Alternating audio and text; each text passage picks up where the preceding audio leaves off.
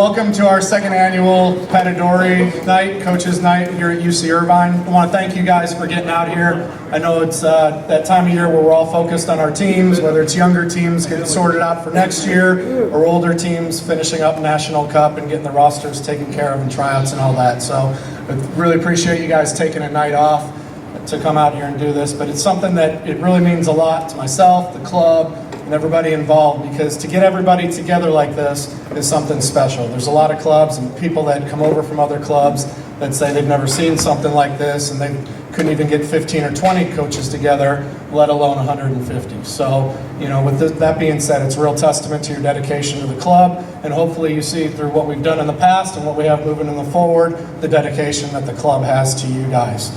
A couple of people I just want to point out from the beginning so we can start putting names to faces for anybody that's new to the club. We've got our president of the club, Dave Barry, sitting in the back here. And many of you have probably already met and needed Lisa Brosnan, our operations manager. Cool. And then if we could have our area directors stand up just so people can put a name to a face, because a lot of times you know your director, but you may not know the directors that are around you. And if you see these guys at the fields, if you need assistance or any help in any way, these are the guys to point to, and they can help you out and get you in the right direction or help you whatever way they can. But they're all good guys. I appreciate what you guys do. These are the guys that directly report to me, and I count on them to oversee all of you. So I understand, you know, it's a long year and so forth, but I got to tell you, after this past season, these guys are doing a heck of a job. Very little complaints coming back, and the things that come up, we're always able to work through. So it's a very mature group, and a group that we really appreciate. So thank you to the directors, Dave, Lisa, and everybody that's involved. We've got some other speakers here tonight that will be able to, you know, I think you guys will enjoy. We've got some really cool stuff that we're working on in the future. We've got Pro Sport and Pro Act here from the health side. They're going to speak to you about a health action plan that we're looking to start within the club. We've got Teddy Chronopoulos and Sean Forster who are going to show an interactive curriculum that we're getting started on and we're hoping to roll out this summer. And we've got AS Roma here to give a presentation with methodology. And I'll speak a couple minutes on our situation with LAFC. So we've got some really cool stuff to talk to you about tonight.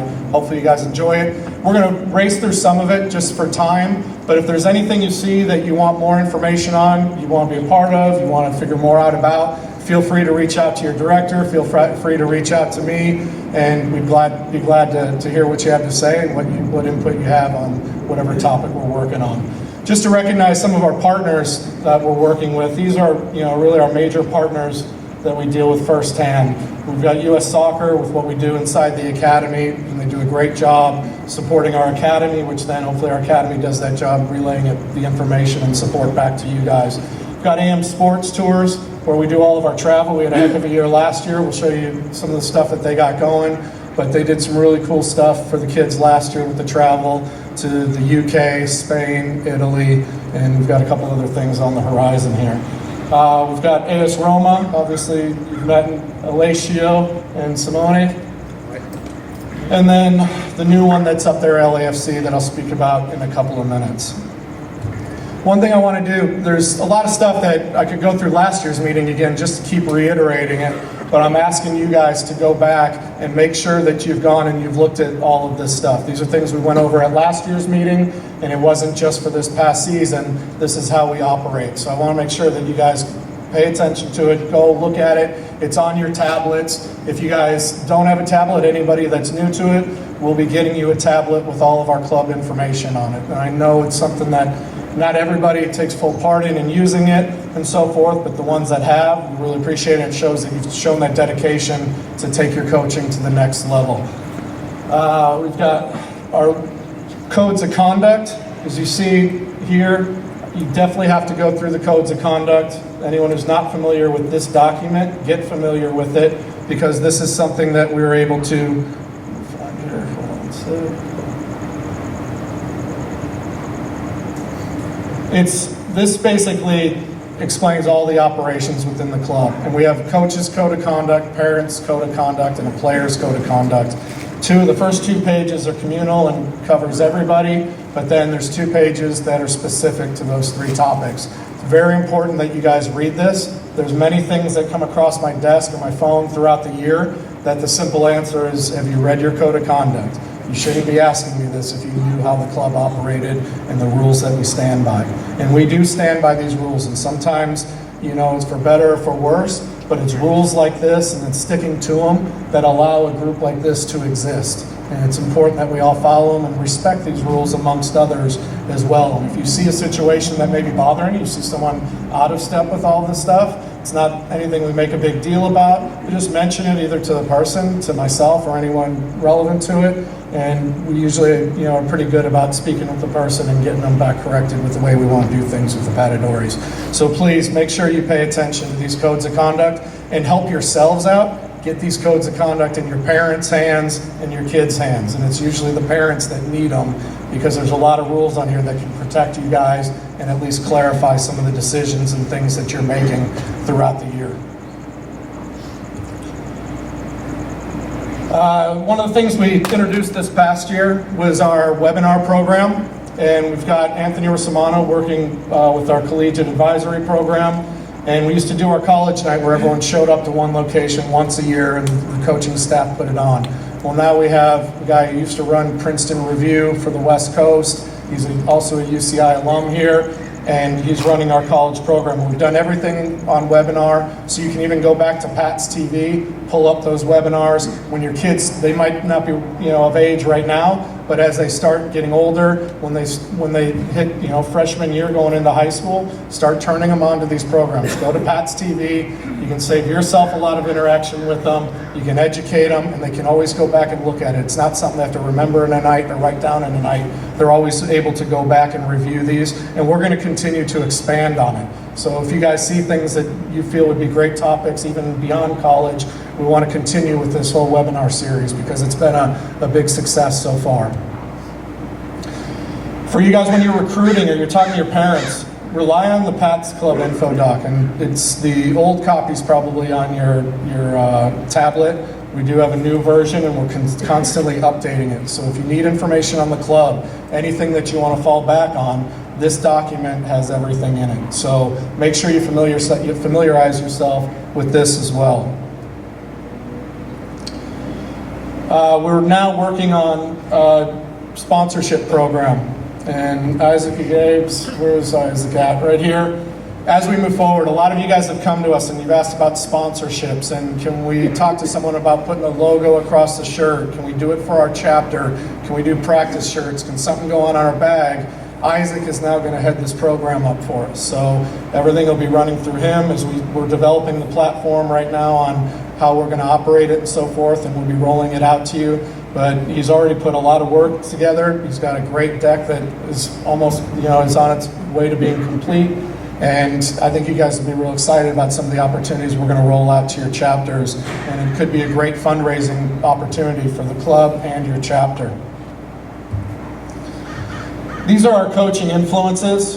When we go and we put our curriculums and, you know, we put things together, this is really, you know, a lot of what we rely on. And I always say, you know, we've got our foundation. We know what we believe in. There's certain things that we just we don't change because that's true to our heart.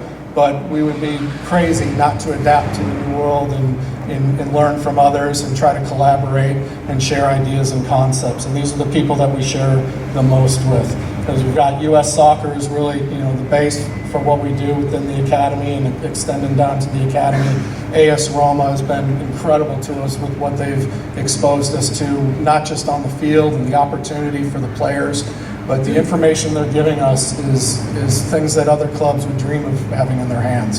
They're giving us when we've sent them out to a lot of the directors and a lot of the tablets, the monthly training sessions that they do back at Trigoria, you're able to see what they're doing every day at Trigoria with their 2007s, 5s, 2s, whoever it might be. That's something that, you know, hopefully you guys are accessing. When it comes through on your email, open it up, read it, look through it, and try to learn from it. Pick something up, because these are some of the best players in the world that they're developing. We'd be crazy not to take advantage of this opportunity. So once again, I really thank these guys for being as open as they are. The rest of the management is as open as can be. We're in a very unique situation where we deal, you know, we know the owners, we know all of the management. no other professional club would open up their doors the way AS Roma has. So it's really an incredible opportunity for us. We actually have a group of coaches that are going there next week to watch training throughout the week, and we're bringing 10 players to train with their academy, their real academy. We've got obviously our Pats Academy that we rely on to share a lot of information and help develop a lot of our concepts and coaching philosophies moving forward. We've got our sports session planner that hopefully you guys are applying, to your daily practices. It's something that I can't stress enough. You look at even a lot of the drills that these guys have exposed us to, and you see from high-level clubs around the world, and a lot of the drills, they look similar to what we're doing, but it's the thought and the process behind it that differentiates it, and that's, at least in my belief. You look at the preparation that goes into it. Even with our academy, they can tell you 2 months from now what they'll be working on, and they can go back and tell you 2 months ago what they were doing. It's all about putting together a seasonal plan, similar to the way that any of you guys that teach, or you're familiar with teaching, and they tell you to put your year-long curriculum together. Well, you guys are teachers. You're teachers of soccer, so you should be doing the same thing. And I would hope that you keep track, so maybe 3 weeks later you're not running the same drill that you did 3 weeks prior. And then you can also see what you're building up to and you're progressing to throughout your season. So it's extremely important that you guys take advantage of the stuff that we're putting in front of you. LAFC, the other component here. I'll talk again in a minute about them, but we're looking to have a great relationship with them moving forward and doing a lot of sharing of information. Here's our sports session planner once again. I can't reiterate how important it is. We just renewed it today. You've got another year, so on your tablets you have access to it. Some of you have been able to access it through your regular PC or your laptop or whatever, but continue to use it. And this is definitely one of those things that it helps separate you as a coach, and it helps with your planning, and I'm hoping that you guys really embrace it. Here's a player evaluation that we used from last year, and as we do our academy and we start to look at selecting players and so forth, and you have a player that's doing well throughout the year, this is a great way to get them an opportunity to come out and train with the academy. The staff is very open to having players come out there, but this helps accelerate the process because they can see what they're dealing with, and then they also learn from you. There's been a couple coaches in the room that they've referred good players, and it's they keep going back to that coach, and more players keep coming. And next thing you know, those coaches end up on staff, and they end up being a big part of it. So hopefully you guys, see the same opportunity, and even, if it's not for yourself, it's for the player. Give them those opportunities to come and train and be a part of the academy program, and you'll see the return with those players coming back to you and their friends and the referrals that you get from it. With that being said, I would like to introduce Alessio and Simone to come on up, and they're going to go through some more AS Roma methodology for us. So let's welcome them.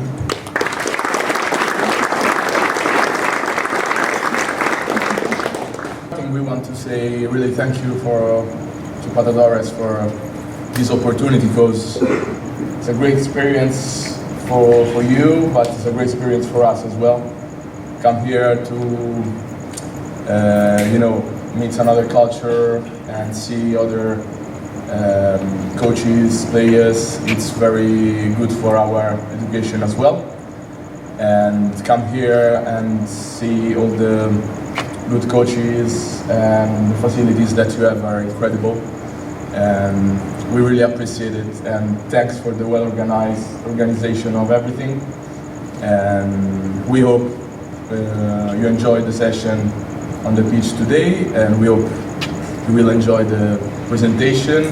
We have a lot of materials, a lot of videos of ours 07 to show our methodology and our way of thinking when we want to play football. We want to create the best player, in the world. Okay. I don't know if I need a microphone. But microphone. Sorry. His English is better than mine. It's very good as well. my English is better than last year, for sure. For sure. Okay, we will start with one video that only to give you a little bit empathy with our world, because we are very proud to wear this T-shirt because also we are a fan supporter. Since we were young, you know.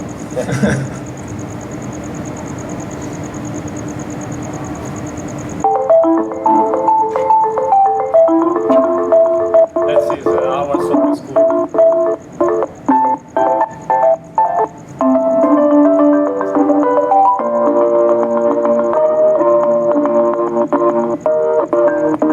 This is our facility in Trigoria. That is facility of soccer school.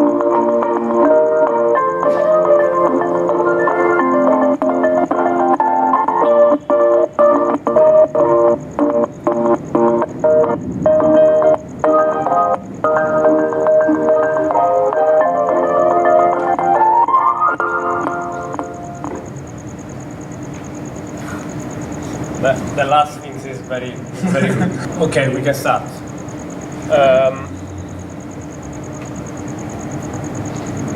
Okay, that is the Roma way. Our thinking, our philosophy to arrive to create a good player.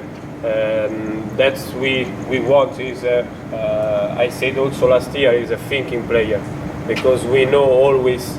A player in a field that can be ready to read the situation in front and immediately can react with an action, with the right action. Okay, that is only a number to understand how our youth sector is in the world. Because in Europe, we are the 7th youth sector in Europe, behind some very good youth sector, and is very good for us to arrive in this position. That is our way. We divide in two big category: individual development and also team development. We divide individual in person and athletes and team in methodology and principle of games. You will see after with a video also how we can arrive to this some principle of games. The person is interested in education, to sports and school, and stand out for ability and fair play. For the athletes, we make a focus in development of thinking player, knowledge of basic ability, and knowledge of all principles of game. I go quickly because there are many videos after to see it to understand better. Who is this one? You know. It's when he was son. He was a kid, and that's our macro objective is a thinking player. This part is acronym. It's perception, analysis, and decision. All of our players has to be ready for that characteristics. Okay. Is Florenzi. Is our players from our youth sector, and he's unlucky now because he broke ACL 2 times, the same knee, but he represents that we want because it's like a tractor in a train and in a game. Always ready, always engaged, and we train like we play like we train. That is our thinking. For under 8, 10, and 12, we are focused on a player. For 7v7, 9v9, we use the 70% of training session in individual development, and the 30% for team development. Okay, for 11v11 is half and half because there is a big field. We have to understand. Our players has to understand how we have to move in a field and collaborate with the teammates and with the sector. From under 14, we increase the team development and decrease the individual. And that is under 18, but for Primavera team is like a first team, is always in relation to the game. Only the game is the objective. Okay? The individual development, or maybe we hope that at this age are good and we don't need training session individual. They are just ready to focus on the team development. For this one, for 5 years, 7 years, we use fun games, little numbers, 8, 12 individual technical and tactical development with technical skills, individual technical skills. When we arrive 11 v11, 13, 15 years, sectorial tactic for defensive, midfield, and attacking is before is me and ball. After is me, teammates, and ball, and opposite player. And after here is sector. 2, 3, 4 players for each sector. And when I arrive 15 years, we increase the that I said before, the group tactic for all team. The focus is on this one. You know that there are the situation. If I can possess I have all possession or no possession. If I haven't the ball, I have to win back. Okay, it's like a circle. I can lose and no possession. I have to win back. Inside this one, there are positive and negative transition. Is the moments that we pass from one to the other. Okay. Our thinking is to divide the field in 3 zones, and in ball possession, we want that in the zone 1 is building from the back. It's usually for our teams, and maybe in some matches you can recognize directly if it's AS Roma youth sector or no, because we play always from the back. The step 2 is maintenance the ball possession, because we have to be patient to find the right moments to penetrate. The step 3 is finished. In no ball possession, is usually for us immediately to go in ultra-offensive pressing, because we want that when we lose the ball, the first player, the nearest to the ball, immediately and directly go in pressing, and the other close solution. The step 5 is pressing or take time, because if we lose the ball, but we cannot win back immediately the ball, we have to take time to give a possibility for our players that are out of the game to come back immediately, win back the ball. If we are in difficulty and we are in zone 1, we have to cover the goal. We showed this morning that we want the first time we cover the goal. If the ball is on the right and the right back go in pressing, the other players that going to help this player are midfielder. Our center back has to cover the goal in that zone. In the other zone, we want that they anticipate the striker to win back the ball. To build from the back, we like and we need to leave to clear this area, because we don't want that there are other opponent players in this area, because it's too difficult to build. We want that our midfielder, offensive midfielder, and also the 3 striker go up to the other half field to to leave this area, because the other team has obligate to come back, to drop back. Okay. To create a good condition to play, we have to create. You saw before in a training that we want always a diamond. We called, there is a fish in Italy that we call the diamond, okay?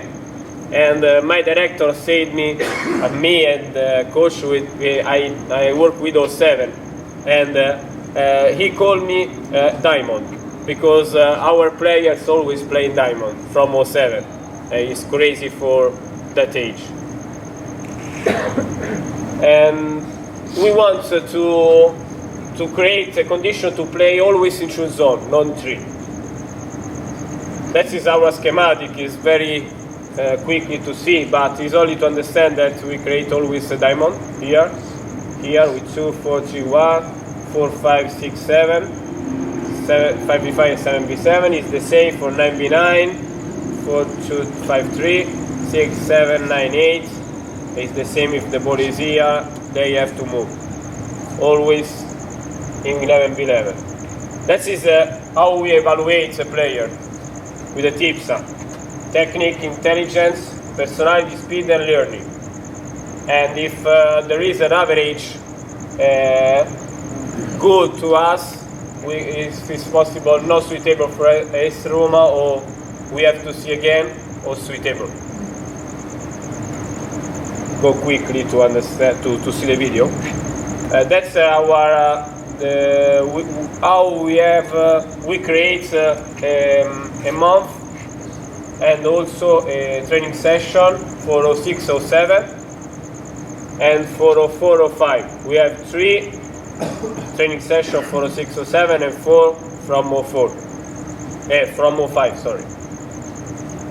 The first day a week with warm up is a mini game. Those videos we show you how we arrive to create always a diamond, to create a progression. That is a simple 1v1, become 2v2, and then 3v3, and then 3v3 plus 1 to create a diamond, to give a possibility to player to create a diamond. His parity numerical is only to show you how is possible also to play and create a condition always to move, because if we are in majority, it's too easy to keep possess and go to finish. That is the diamond, no? 4 players, there is a jolly. This jolly to create always a diamond, now with white team, and create a majority to play. The second day of week for warm up, we use usually for us is a rondo. That is a transition rondo, because not always this one, but is an example to understand that we want to create always a transition when we do a technical exercise, because the player has to be ready. If you see there is a free rondo, only to pass and control, when one player in one rondo make a mistake, has to run immediately in a free rondo. There are some situations that can make a mistake both players and go all together in the same. That is not good, because the vision has to be, the player has to be ready to understand where is the free rondo to attack and again immediately the ball.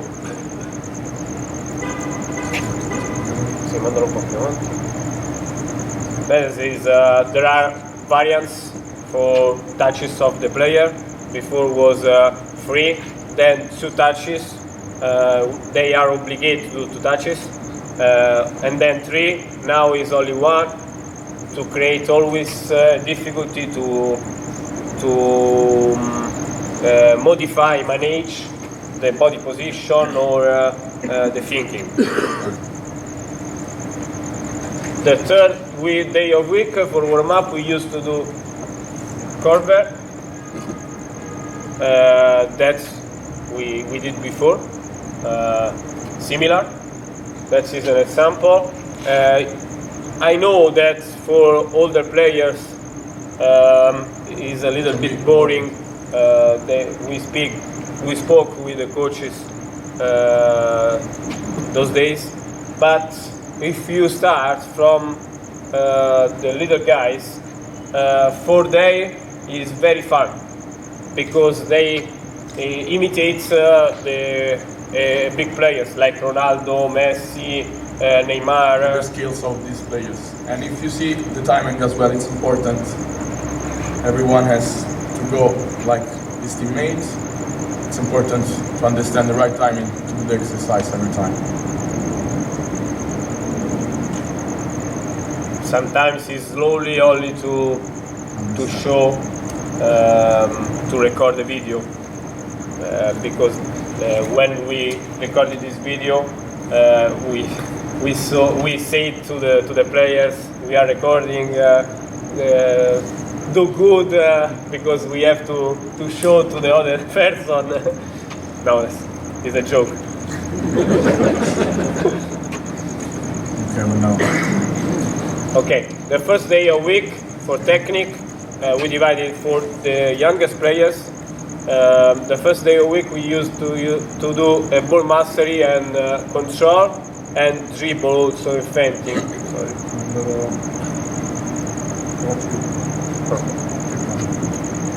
Is always dribble and dominus, but in a double square to create a situation to go up and back, and then go on the side or in the other side. Always with timing, you saw?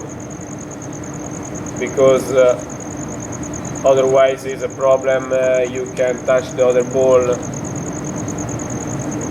The first day of week for technique, usually dribble. That is an example. That is an example for dribble. We know that is a little bit boring for the players. Only dribble, only exercise on dribble, and for this reason we create always a competition with the players. That is, if this player touch the other player, he cannot shoot in a goal, and the other side there is a dribble in like a tunnel that at the start is bigger and then smaller. So the first one that arrive at this goal will win. And there's always competition. At the end, I don't know. Is a good method to eat always for a coach and don't cook a dinner, because the player that lose will buy and will take a pizza, a sandwich. It's good. It's more competitive, more exciting for the children.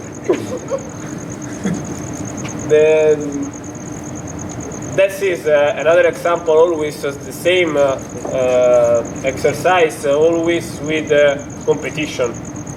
It's a dribble in a diamond, and at this goal, the player that's behind can leave the ball and try to touch the player. It's always dribble with a big pressure. Always competition, and in this exercise, you touch it. And that is the possibility to choose. No. Decide which direction. Or in one side or in the other side. Sorry.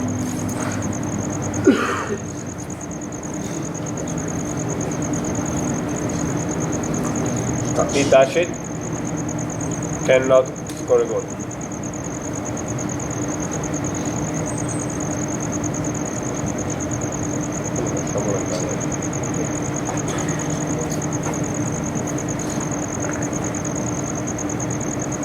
Okay. This is the second day of week for technique and pass and control.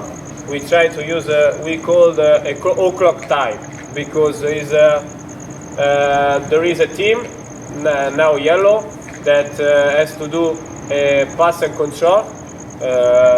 To don't create a boring pass and control is o'clock for the other. Okay. For example, 30 passes, the other team has to score a number of goals, and then switch. The team that score more goals will win. Okay, it's only an example of exercise we can do. We did also with these objects, those objects, physical exercise. For example, number of goals. After speed ladder, to use a technical exercise and physical exercise together. That is the exercise we did before. It's pass and control to skill and shoot in a goal with all of variants we did before, and one more maybe, the last one.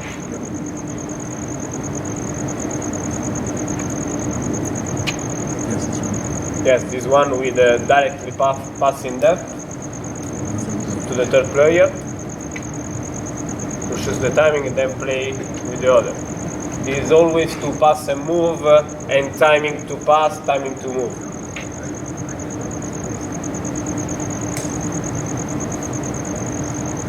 Dex is an exercise to understand how we have to create width to always give a possibility to move to the other player to receive the ball. It's a simple pass up, pass back. I have my open. I have to open my body to receive the ball and pass. Simple, and then a little bit increase the difficulty because it's pass up, pass back, pass in depth, and then immediately pass back. Is to move. If you see, one player moving one side and the other in depth in the other side. See? To create always space to pass. This one will be also an exercise to shoot in a goal. Now we finish. In 2 little goals in one side and in a big goal with not too big this one, but big goal in the other side.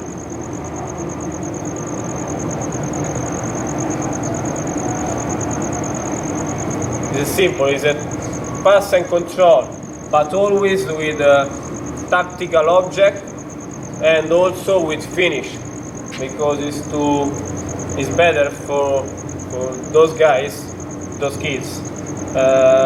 If they are a possibility to finish, to score a goal, they are more happy to do this exercise.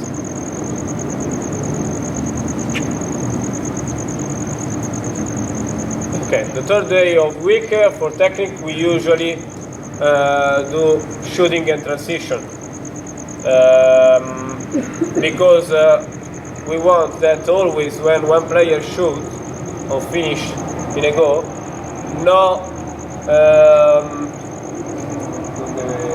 It's not to stop. We have always getting ready to recover the ball. So after the finish, he has to do a 1v1 with another player that starts from the other side of the goal. So it's always to do the transition in the mind of the players. Also, we want always try to use the weak foot. For example, the player that scored now is right foot. It's too difficult to. This one is left foot. We have we have 16 players in 07 and 7 players left foot. It's crazy. It's not usually in a team.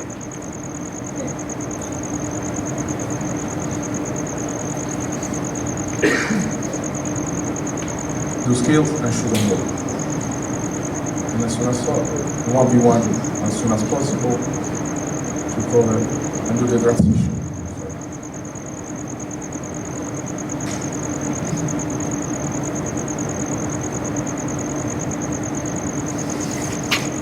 That is an exercise for B2 to create width. Okay, the 4v2, you see the red cone. You can receive the ball only if you are in next side to the player with the ball. Near side. Because with this rule, you have to move always to create a solution, no? Give support to the players.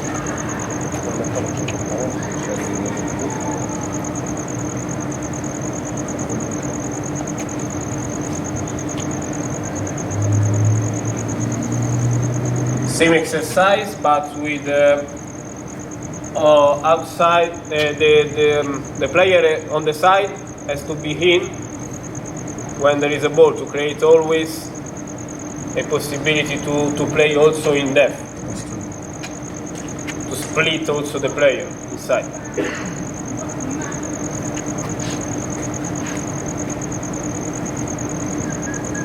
The same exercise with the transition 1v1. If a player inside regain the ball, win back the ball, immediately has to dribble outside the box. He's left, and he scored. The same for B2 with pass up, pass back. You see the field is different. There is more depth than width, and also after a pass to the player, to the striker, they can. You're going to pass up, pass back, pass them through. They can go. They can go to finish in a goal. Okay. There is finishing as well. It's Always when the ball go here, they can go. It's like a positional play, the possess of ball, but a little positional play with some position, for example, the striker. Okay? It's the same if you use the striker now.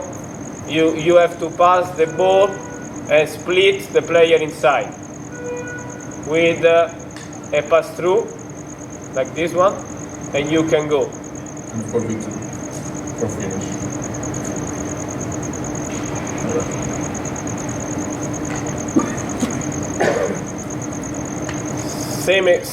Similar exercise always in there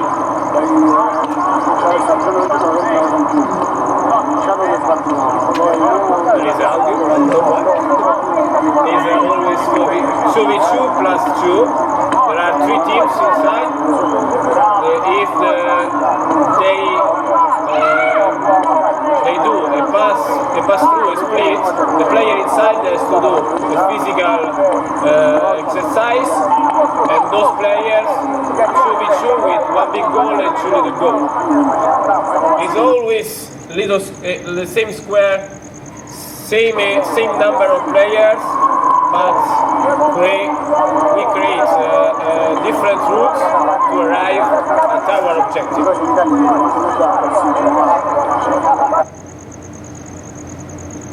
That is, I love this exercise because there are all in only one. Start the first one to shot is 1v0 to shooting, and then 1v1.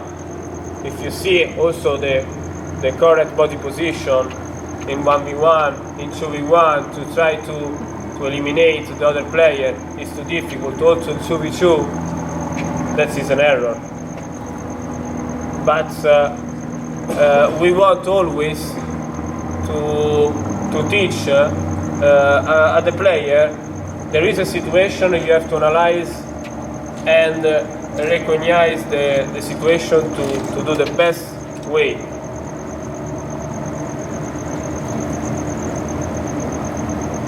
and also we invite to do a skill against the player, 1v1 for example. Very interesting because there is always transition, and the players can do the offensive play and the defensive play in the same exercise. So it's good for this reason as well.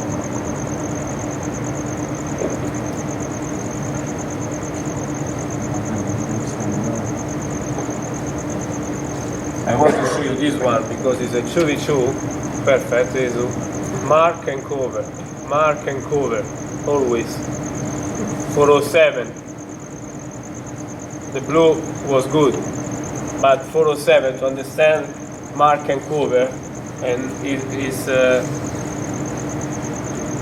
good for us that they understood this one.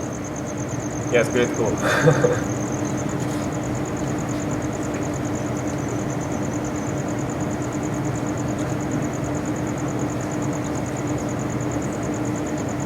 We haven't offside, or they don't exist. Transition. That is important, is a positional play. We start in a simple 4v2 psychokinetic, because in some exercise we want to put in also psychological trouble. For example, if one white make a mistake, both has to go inside. Also, if I do an error, if I make a mistake, it's not only my problem, my trouble. It's the problem also for my teammates to understand that maybe there is only me in a field. To think like a team, as well as they are autos. It's a simple 4v2. The same exercise, always 4v2, but only that is a positional play with a midfielder and two wingers, a striker. After pass up, pass back, they can attack those square. There is one yellow here, one red here, and then they can score a goal. Pass up, pass back, pass in a space. He's left in this case. Is always pass up, pass back, pass in a space. It's easy to do because it's 4v2, but we want this one. We want that they be confident to keep possess, and it's possible to do that we want.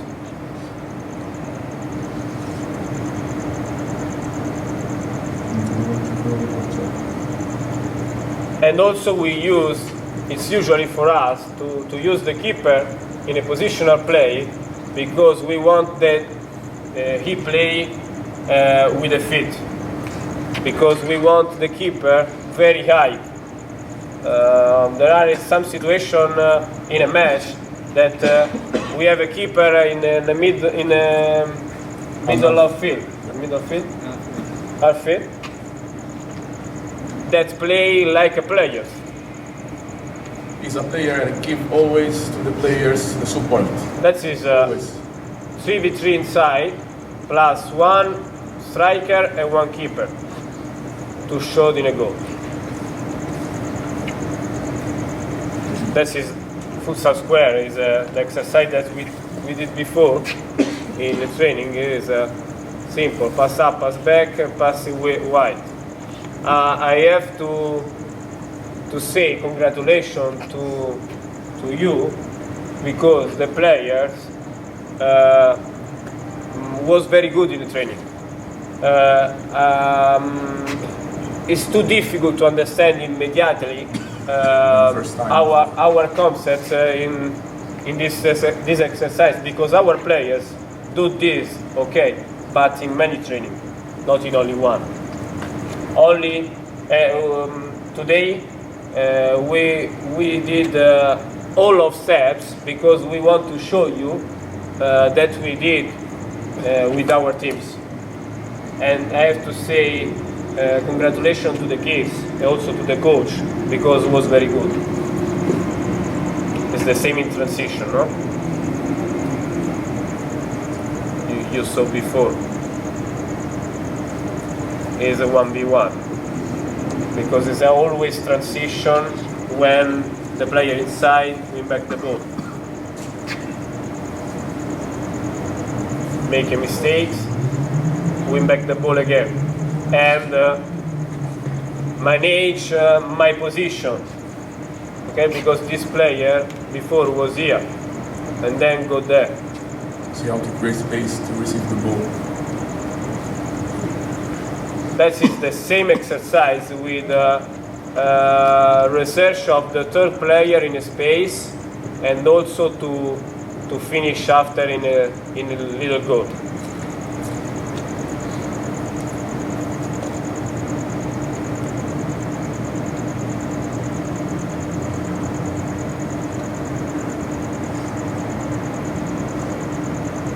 Receiving a space.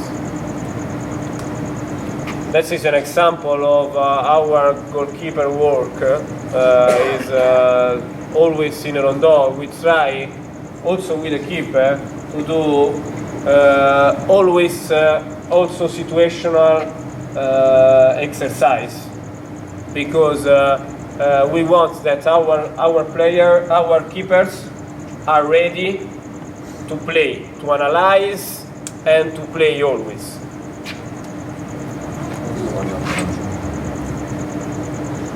That is a technical exercise to pass and control.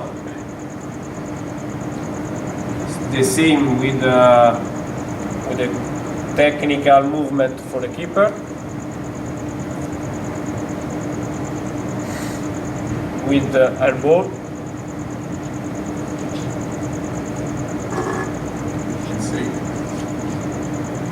And then situational exercise, like a tactical, no, for us, for no goalkeeper. It's a 1v1.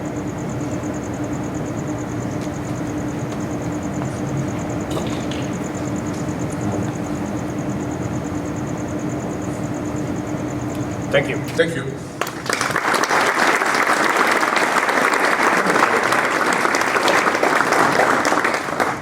The last one thing. I know that our players are good. I know you're thinking. It's the same in Italy. Some people say me, okay, but I saw a player. Okay, you select the player. It's easy. But if 07, that's our 07. If 07 can do this, maybe or 2 or 1 or 3 or 4, not selected, can do this. Before I became a professional coach with AS Roma, I was in a non-professional team, and my thinking was the same, and I did the same exercise, same objective with the non-professional team, with non-professional players, and that is the reason because AS Roma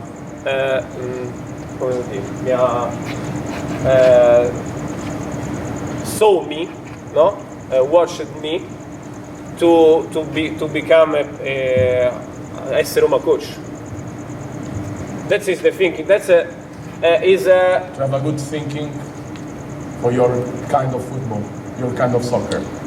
Okay, it not depends from the players. Yes, sure, depends from the players in some situation. Because if you are not good players, they cannot pass the ball. It's too difficult. But if we don't start, never arrive good players. That is my thinking. That's AS Roma thinking, and maybe is the world thinking. I hope. Okay, thank you. All right. Thank you.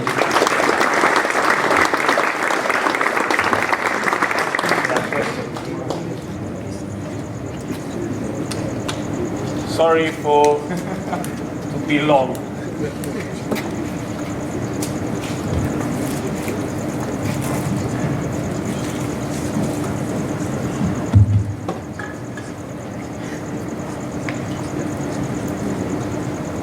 Cool. Thanks, you guys, for more valuable information. Hopefully that was helpful to you guys, and we'll keep sending out all the slides and the things that we've been able to grab throughout the week in the presentation that we're doing this evening. Some of the other opportunities, with what we're doing with Roma, we're working with them extensively. We're also doing a lot of things around the world and around the country. With AM Sports Tours, they've been great with us in setting up the players, not only to go to Roma and the logistics behind that, but we've got trips to the United Kingdom and Spain at the different ages. And some of your players participated last year. We're going to continue offering those trips and try to expand on them as we keep developing our partnership with AM Sports Tours. And as I said before, it doesn't just end with the players and the teams and all that. We've got some great opportunities for coaches going over there. As I said before, we've got our coaches and directors going next week. They're going to go see some great games in London and then head into Rome, be with the Roma staff for a week, and then they'll be able to watch AS Roma versus Juventus. We're going to see AS Roma versus Milan. It's going to be a heck of a week. That and being involved with their academy, hopefully everyone comes home with some new ideas and is as inspired with it as I am when I return. So this is our trip we've got with Barcelona and Rome. And then one of the things that I forgot to talk about before, here at UCI, they've been very accommodating with what we're doing. And I wanted to make sure I put this up so you guys see it and you get it out to your players. It's first going out to the 2001s and 2s. We may extend it out to the 3s and 00s depending on what the registration is. But basically UCI has offered to open up their campus here, and they're going to bring girls on campus to look at STEM research and the things and the opportunities that they have to be not just a student and not just an athlete, but a student athlete. Last fall, they brought in a bunch of our girls, I believe it was the 03s, that came in and they spent a day here on campus seeing what it was like as a student. Then they rolled over to Crawford Hall and saw pregame with the UCI women's team. They then watched warm-up, went to the game. They got to sit in on halftime. They saw the second half, then got to go in the locker room afterwards and hear everything with the coach. And these are opportunities that we're exposing our kids and our coaches to that, I don't believe any other club is offering this stuff. So please keep encouraging it. Events like this, like I said, I'm thankful to UCI, but I'm also urging you guys to encourage it. We are going to make it a mandatory event for those ages because it's something that we want to make sure that when they finish up their Patadores career, we've given them a full slate of education, not just on the field, but providing those next steps off of the field. Another person I want to bring up real quick to go over some club stuff, Lisa Brosnan. Come on up and get these coaches in order.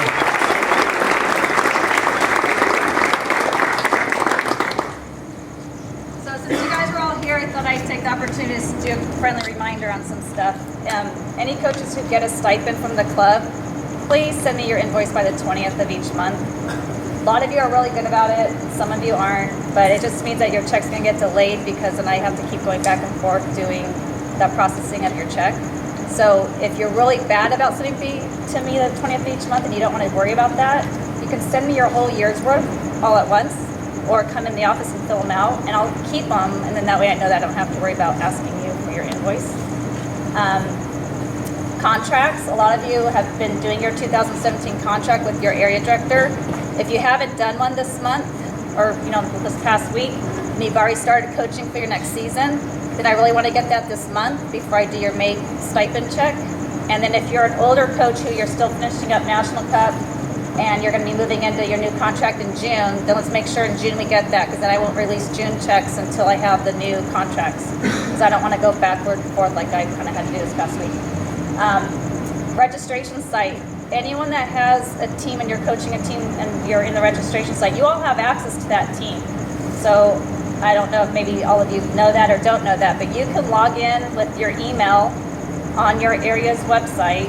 Your password's your first name, all lowercase, in the year 2017, and you can see who's registered and who hasn't. So you guys can follow up with all those players and get them to register, or let me know if someone's no longer on your team and we can remove them, so we don't keep wondering if someone's going to sign up or not sign up.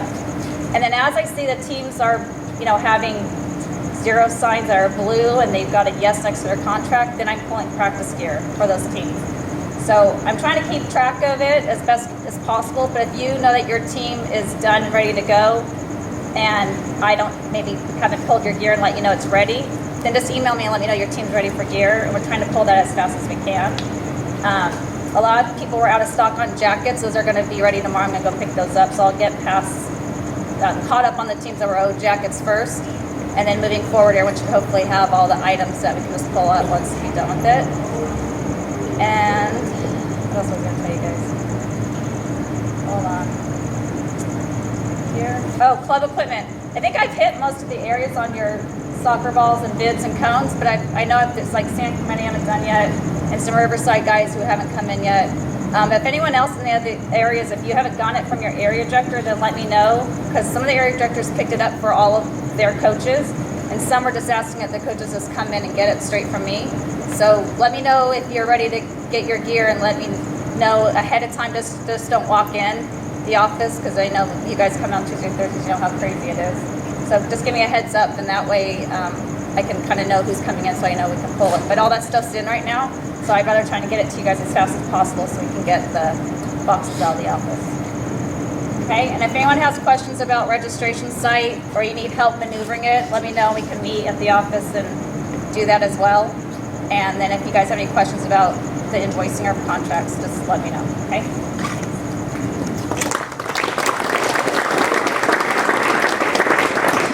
Well, thanks again to Lisa and Adrian and everyone that helped support, and especially, Ivan here with all the work that he's doing for the club now. We all know how much work they do. It's important that we respect it and understand. As Lisa said, sometimes that office can get hectic, things can get backed up. They got a lot of stuff on their plate, so please continue to be patient with them, and I know that they'll follow through and do the right job for you guys. One of the things I talked about earlier with one of the new announcements that we'll have, we've got an unbelievable, international partnership with AS Roma and AM Sports Tours, and now we're actually going to be able to offer a domestic opportunity. We are going to be developing a partnership with LAFC, and we had mentioned it in the fall. We've continued to elaborate on the negotiations. We're close to finalizing a deal with them and being able to roll it out publicly. But we consider all of you guys part of the family. We feel we can turn this over to you. Please do not put it on the websites and chat sites when we go home at 10 o'clock tonight. I don't need this to come out to everybody else before we do it publicly, but I trust all of you guys. Please, respect it. But this is a heck of an opportunity for us. LAFC, as you know, John Thorington is vice president and running all operations there. He came and spoke to some of you guys in September. We've continued to build that relationship, and he's really opened up the door to allow us to have a great opportunity with a local franchise. You can see some of the things that they're putting together here, and it's all stuff that will have opportunities within our academy, and some great opportunities, some great protections, and we think it's just going to be an overall great relationship. So we're really looking forward to being, part of the overall, AS Roma LAFC family. And some of you guys may know, some may not know. They share ownership, and so it's a very unique situation that we ended up doing a partnership with an international club that some of the owners actually came and bought a local club, and a heck of a local club at that. You've seen the ownership group, all the things that they're starting to roll out. You guys are going to have some great opportunities moving forward, so we're really excited to hopefully finalize that soon and make it public knowledge. One of the big initiatives we have for next year is a health action plan, and one of the things that inspired it, where's Christian and Jesse? Christian and Jesse, I hate to put you guys on the spot, but please come on up here. You guys, most of you read the emails and the announcement that went on at the field up in LA. And just for all the new people that are here, and those of you that may not have heard it, we were getting ready for a practice. I wasn't there, obviously. These guys were prepping for a practice, taking a walk beforehand, and Christian ended up having a heart attack and going, having to have assistance. And luckily, Jesse, George, who's one of our staff coaches, was there with him. And it's a situation where if he wasn't standing there, I don't know if Christian probably wouldn't be standing here with us right now. And so it's something that, thankful, for these guys and what had happened, and George being able to do what he did, Christian responding as quickly as he did. It was miraculous how quickly he responded and got back. And it's mostly, because of the work here that George did. It's something that if he didn't have CPR knowledge, if he wasn't ready and comfortable to act, then nothing would have happened. And I can speak firsthand experience. We had a kid with heat dehydration a couple weeks ago, and even I found myself in a little bit of a mode of what do we do? Okay, let's do this, let's do that, and so forth. And it really, it hits home and makes you think, gosh, if the head of the club, people are turning you on the field, the same way they're going to turn to you guys as directors and coaches when there's a problem, are you ready to act? Are you comfortable enough to act? And that's something that we need to make sure we are comfortable to come in and save someone if needed, or at least delay things for the professionals to get around and take care of. But because of George having the experience that he did, we're lucky to have these two here right now. And I just want to give a special thanks to George and Christian. Congratulations for fighting through it.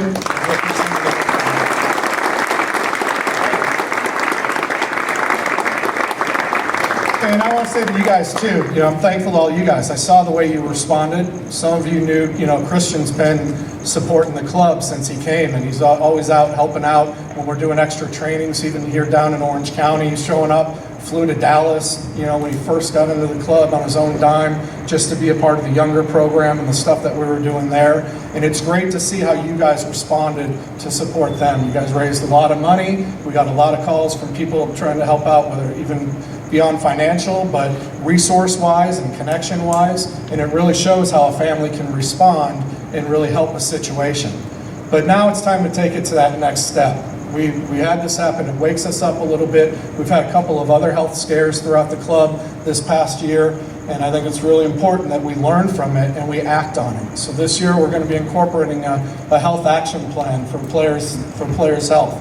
And so one of the things that we're working on right now, we're going to have an app that's out there with Players Health, where it's going to be an overall app that helps you guys understand your players, and it's all done through HIPAA, so people don't have to worry about their medical records becoming public and so forth.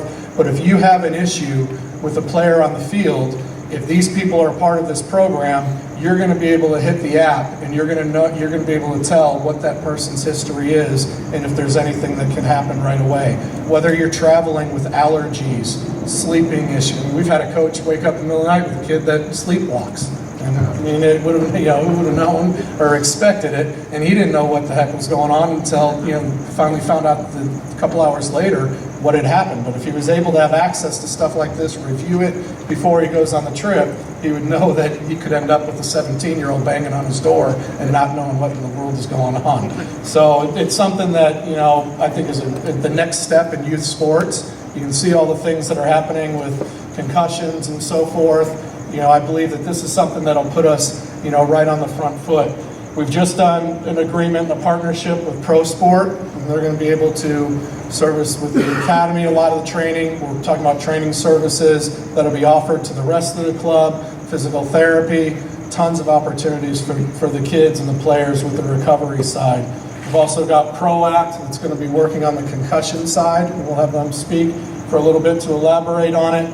We're working on a nutritional element that'll play into it, and then some sort of app like a Fit for 90 that helps monitor the kids' health off of the field, sleeping habits, eating habits, all that fun stuff. So these are all things that we're looking forward to being one of the clubs that's on the front foot in the community. One of the things I really pride ourselves on is the fact that we're usually 2 or 3 years ahead of everybody else.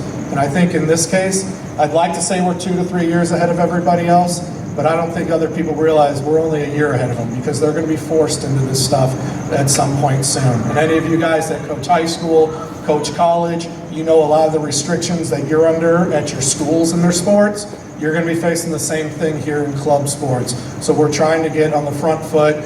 We're going to roll it out to the club as a optional thing, but we are working to try to develop a plan to make it available for everybody within the club. So it's a really cool concept. It's been exciting to be a part of and discuss and try to develop. And I think it's, like I said, something that's really going to help take this club to another level. And as we talk to our parents and our constituents about how we're helping these people not just become a good soccer player, but become a good person and productive in the community and healthy and so forth, this is that next step in all of that. So one of the people I want to introduce is Joe Donahue from Pro Sport. He's going to come on up and say a couple words. Some of you may recognize him, some may not, but Joe's he runs Pro Sport, and it's a great opportunity. We're happy to be in this partnership, and I'll let Joe elaborate a little bit. All right, good stuff. What's up, guys? So I'm really thankful to be a part of this. I see a long-lasting 10-year relationship. I have 3 physical therapy clinics, one in Newport Beach, or Newport Mesa, one in Laguna Hills, Irvine, and one in Rancho Santa Margarita. I have 25 therapists and about 20 performance coaches. All 3 facilities are 10,000 square feet. We provide physical therapy and performance training. So when one of your athletes does get hurt, we're able to do the acute care, physical therapy, kind of traditional stuff, but also we have indoor turf and weights and everything to get them moving and get them safely back to function. All 3 offices are spectacular and just really, really excited to be a part of this whole thing. I was with the Ducks for 18 years. We worked with guys with concussions and injuries post-operatively and all that kind of stuff. So we're very, very familiar with taking care of injured athletes. So I'd like to bring up Lee Perkins, 17-year veteran with me. He's my right-hand man, my operations guy, and look forward to meeting all you guys. Take care of your guys.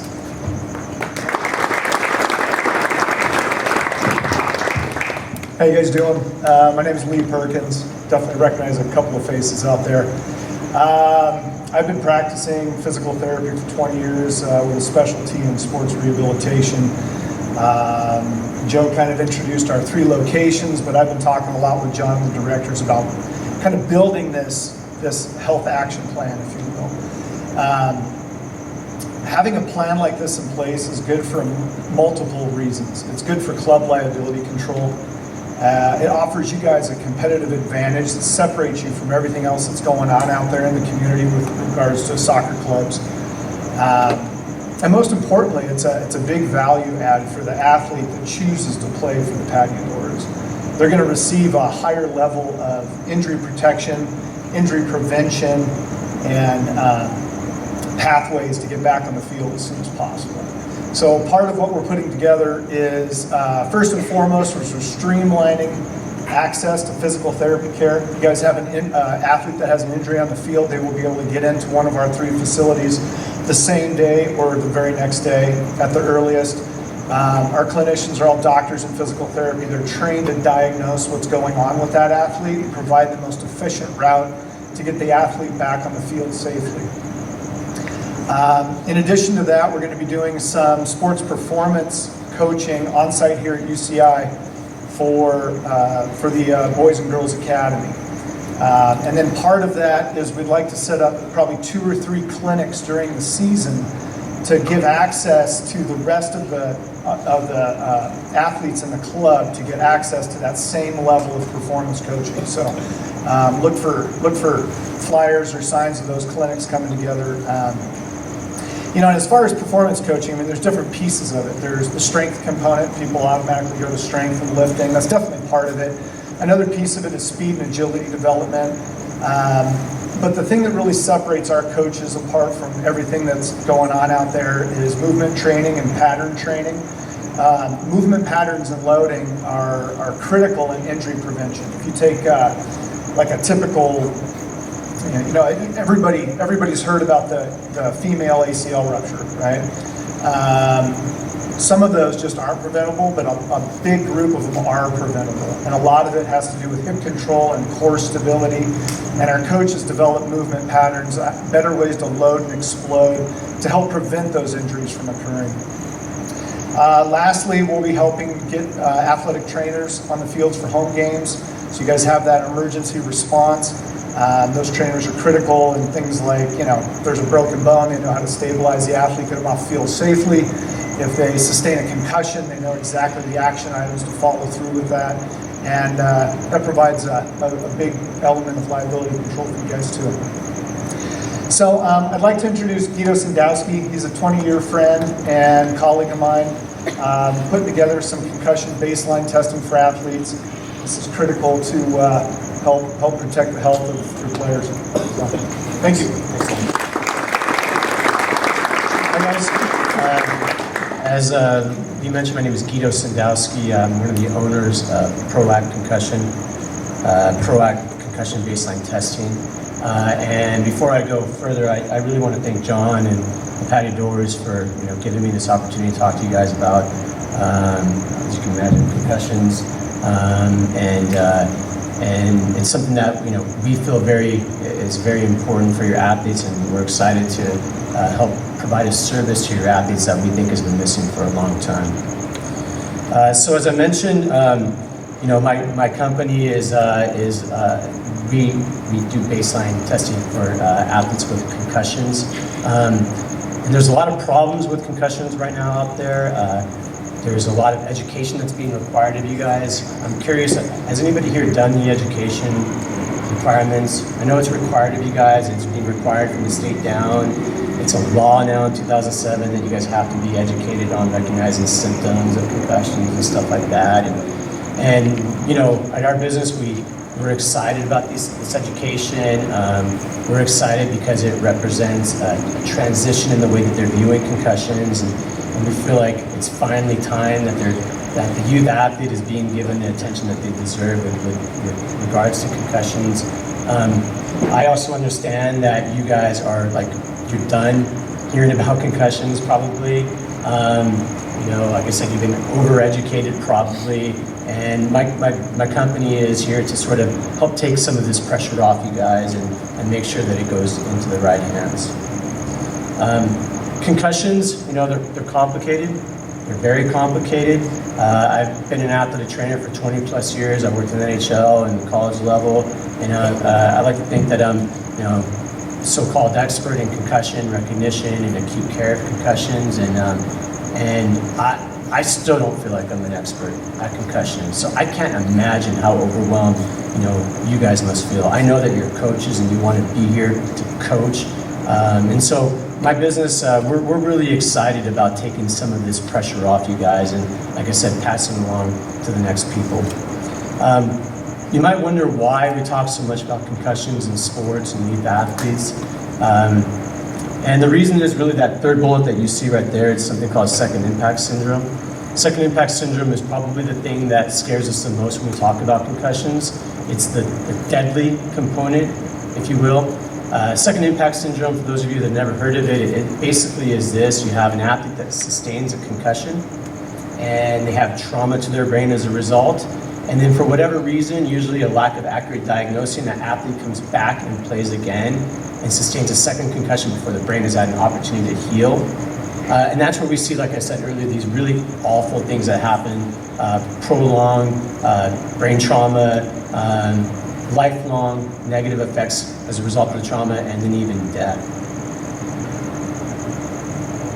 The delayed to return, part of the problem is that because we're not doing baseline testing, we use these sort of arbitrary standards, these standard protocols for concussion. When there is no baseline test, what happens is a physician doesn't know what that brain function looks like normally. So they get an athlete that has a concussion, they don't know what that brain was like when it was normal, and so they say, okay, let's look at your brain, let's wait for your symptoms to go away, and let's say those symptoms take 10 days to go away. Then what they do is they say, okay, now let's wait and see how long you were symptomatic and wait an equal number of days for you to rest. So if you're symptomatic for 10 days and they wait 10 more days on top of that for your symptoms to go away, and then they say, okay, now go out there and play and see what happens. And that's where the second impact syndrome comes into play. Now, if you had an athlete that had a baseline test, and I'll tell you a little bit about the baseline test in a second, but what they do is the athlete sustains a concussion, the physician looks at it, then they wait for the symptoms to go away, and then they do another test. And they compare those two test results, and now they allow that athlete individualized care, knowledge about that athlete's brain. They allow them to come back in a safe, quick manner. And that's really one of the things that we're excited about is that, athletes get sort of worried about, coaches get worried about the prolonged period of rehabilitation or timeout as a result of an injury. Baseline testing, like I said, will allow your athletes to come back quicker and in the safest manner possible. We think that baseline testing, as John alluded to, you might be 2 years ahead in some things, but baseline testing is an industry standard. Athletes have been baseline tested from professional levels all the way down. When I was in the NHL, our guys were baseline tested. At the collegiate level, the guys are baseline tested. High school level, those of you at the high school level, you're familiar with baseline testing. And it's about time that it got to the youth athletes. I don't know if you're a year ahead of the curve. We think that the state laws that are mandating this education are going to also mandate that you do baseline testing. And why not? It provides a tremendous service for your athletes. So baseline testing, our company, for those of you that don't know what really baseline testing is, I keep talking about it, it's really a series of different tests that measure the brain in its normal functioning pattern. So one of our tests is a neurocognitive test. It's a computerized test that's the only FDA-approved test on the market. And it basically tests your brain's ability to recall objects, shapes, words, and then it measures the speed at which it does that. And then we do a vestibular test, which is just a balance test. And then we collect that data, and if nothing ever happens to your athlete, and that just sits in the cloud, secure and safe, but if something ever happens to the athlete and a concussion occurs, then we retest that brain with the concussion, the trauma that's occurred to that brain, and we compare it to that baseline measurement. And now we can come up with that, individualized care for the athlete. We do it, you should know that we're owned and operated by healthcare professionals. I'm a healthcare professional, as my two partners are as well. We do it in these mobile labs, so we're mobile, so we're convenient to you guys. I've been around coaches my whole life. I know that, a day, if I took your athletes away from a practice, in your minds, it's a day where they're not getting better. So we recognize that, and we're going to work around your schedule so that you guys are able to keep your athletes on the field, but still providing this incredible service. I mentioned our tests are FDA approved. It is the only FDA approved test. They're administered by healthcare professionals. They're in an environment that's in a trailer. The environment is, it's air conditioned, it's controlled, it's a low stimuli environment. So the physicians that are looking at the test results, when they see PROACT on there, they'll know that these tests are administered by healthcare professionals in an environment with low stimuli. They can rely on those results and make those close comparisons of the brain. The information, as I said, is protected. We're HIPAA compliant. It's stored in the cloud. It's going to fit right into that Players Health app, and so it's going to be seamless for your athletes. And we think that we're real excited about the integration into the Health Action Plan and how we're going to fit into it. I know you guys have been here all day, and I want to give you, honestly, I could talk all day about concussions. I don't want to bore you, with that information. But I want to leave you with just a little bit about, our company and who we are. I mentioned I'm a certified athletic trainer. I'm also a kinesiology professor. I talk all day about concussions, and I teach students how to, manage these things. And one of my business partners is a college coach, also a kinesiology professor, and another partner of mine is a physical therapist. We've been advocating for athletes' health, their safety for over 25 years, and we're honestly, we're just really excited about being able to come in and provide a tremendous service to, what we think is the most deserving population, which is the youth athlete in a sport that's as incredible as soccer. That's it. Thank you.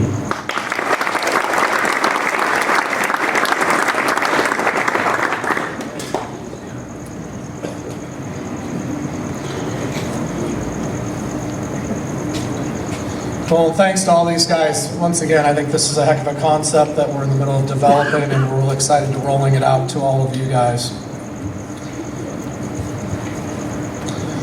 One of the things we had this past year, I know we spoke about it last time that we were getting ready to go through our double pass, and we had just gone through that this past year.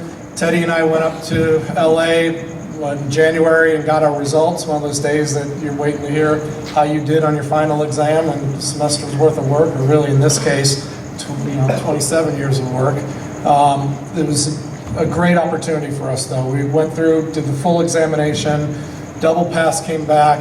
They don't give you an exact score, but some of the compliments that they gave to the club at all the levels were extraordinary. They were blown away at how a nonprofit club can offer the services and be as tight as what we are. So it's really a compliment to you guys. They will be coming out with an evaluation system over the summer. Hopefully it's something that we can make public. I really hope it is, because I think that we'll do well compared to other clubs in the scoring system. So it's really a testament to Teddy, his staff, and all of you for the work that you've done, and going through, the week had a bit of pressure to it, and they isolated guys with one-on-one interviews and things like that, and you guys all stuck to your story, so good job. No, it was, no, you guys did a heck of a job. I'm really happy that we went through it. It's one of those that you're able to examine it yourself a little bit, and I think we're much stronger for it. And you guys can believe in the system, because you'll see what we've done and how it compares to some of the clubs internationally around the world. And we're not quite yet where a club like AS Roma is at, but you'd be surprised some of the clubs that they said we're offering more than. And it's a real testament to what the club's doing right now.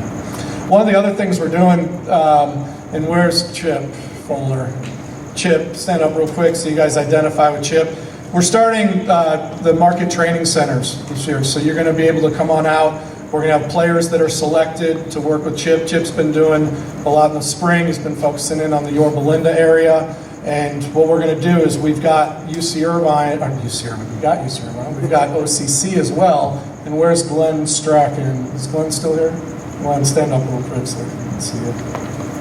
Cool. Glenn's new in the club, and he's going to be working over at OCC as well, to where we're going to be able to send teams and players and different conglomerates over there to do extra training. So to work out serving multiple, facets for us, as far as more training for the kids and more identification for us. We want to continue to get on the same page so that we can identify with these players, and it makes it a much smoother transition as the spring, as players are going from teams upward in the club, and sometimes they move downward in the club, whether it's from academy to flight 1 to 2 to 3 or 3, 2, 1 academy. It's important that we all stay on the same page. So I think these market training centers are really going to be a big part of it. We'll be able to use it as a recruiting opportunity. If you see players from other clubs, we want them out there. And if you think it's going to be something that helps lead them to your team or lead them to the Patadores, we want to offer it to them and allow them to come and train. And it'll be no pressure. We're not going to sit there and try to make them sign. But just like anything else, we get people out to our practices, we get people to our facilities and the things that we do, and people sign. They like what they see, and they usually want to be a part of it. So get ready. We'll roll out all the stuff at the market training centers as we go throughout the year here. I want to bring up Teddy Chronopoulos and Sean Forster from the Academy. They're going to speak on the interactive curriculum that we're in the middle of developing. And this is something that they came to me a couple weeks ago and showed me all the work. And these guys are constantly working on new programs and new developments to roll out. And when they put this one in front of me and start talking about how cool it would be with the Academy and all this, I was staring at it going, wow. This is not just stopping at the Academy. This is something we can develop into the club. And they really have a really cool thing. We're going to elaborate a little bit further on it as we continue to develop it. But I think these guys have really struck it right with this one. It's something that you guys will be, hopefully, real excited to take use of. And hopefully you guys do use it, because all of this stuff, it's your option. All we can do is put it up there on the plate.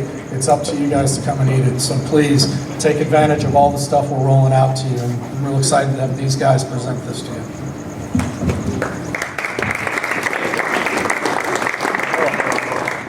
So before we get started, I know it's been a long day, so hopefully we'll cut this about 10 minutes. But before we get started, I wanted just to kind of share this real quick. Pat's Yorba Linda is doing a casino night. We just wanted to support them by supporting our fellow apprentice coach here, and we'll be starting the bid $50.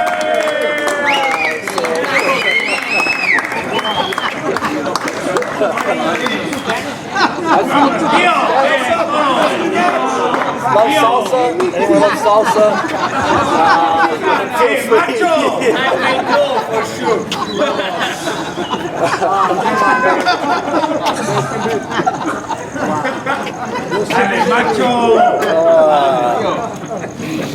Anyway, so something that got me to kind of, going back to the double pass report was, get you to think like what you can do to the club to enhance the club, to make the club better. And something they talked about with me a lot was, what do you do for the club? Like, what's your curriculum and what do you focus on at different age groups? And I really didn't have an answer, so it got me to think and kind of look back at it and kind of work backwards from the academy and see. So obviously with double pass, there's tons of things that we can do better in the club, but we kind of broke things down with short term that we can fix in 1 to 3 months, and something that's more long term, which could end up being 6 months to a year, 2 years, or 3 years, because double pass is going to come back again in 2 years and reevaluate all the things that they talked about before to see if we actually improved on anything, did we change anything, make anything better, did we help in your club, academy. So it's got me to think, and so Sean and I sat down and we started to brainstorm and go over guidelines, like what do you do at certain ages, what they should be proficient at a certain age before they get to the next age. So something that we came across was that we're doing for the academy, and we started with our reserve academy, is to come up with guidelines that we have for each age. Within those guidelines, we created focus blocks. So each focus block in a league for you guys, I believe, is, I think, 6 weeks, I think, to a focus block. So what we did was try to make you guys as coaches, your job easier. Because I know a lot of you guys have other jobs. It's very difficult sometimes to plan out a session. You get off of work and it's difficult. So we want to try to facilitate that and try to help you. So we are going to be creating coaches workshops starting the end of the year. We're hoping to map out a coach workshop to help better assist you guys on how to prepare for sessions, but basically come out with a curriculum to help you for each age. So for instance, at a U12 age, in a week 1, you guys only train twice a week, so we have a curriculum-based session where we feel that you guys could benefit off of stuff that we've done, which is our best practices that you will have access to. And basically these are all drop-down menus. So when you go down to each one onto a curriculum-based session, you will be able to see your physical load. You can, doesn't have drop-down menus on this, does it? It won't let you do it. What we've created is drop-down menus for each box. So for our physical, this week, it'll create, whether it's 25%, 50%, 75%, 100% physical capacity on the technical work. It'll give you coordination, agility, balance, stuff you want to work on.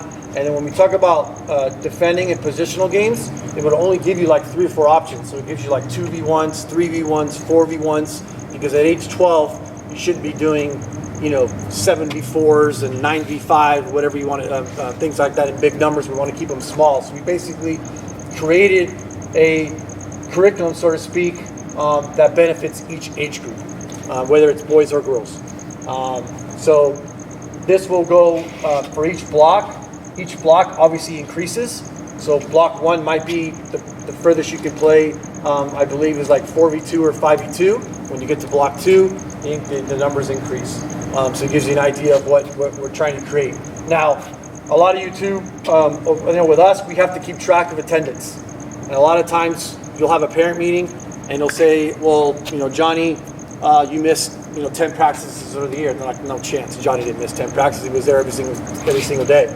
Well, now we've created a template where you can actually go in after every session and you can actually put down your technical objectives, your tactical objectives, what you did physically, psychologically, and then now you can put down the player attendance. And it gives you present, absent, injured, sick, whether on national team duty or a training center.